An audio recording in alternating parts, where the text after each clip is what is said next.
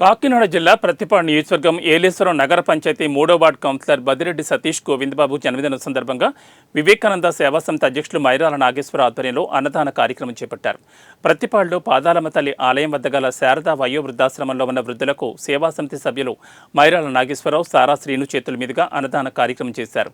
ఈ సందర్భంగా వృద్ధులు సేవా సమితి సభ్యులకు కృతజ్ఞతలు తెలుపుతూ పుట్టినరోజు జరుపుకుంటున్న బదిరెడ్డి గోవింద్ ఉన్నత శిఖరాలను అధిరోహించి ఆయుర ఆరోగ్యాలతో నిండు నూరేళ్లు జీవించాలని ఆశీర్వదించారు.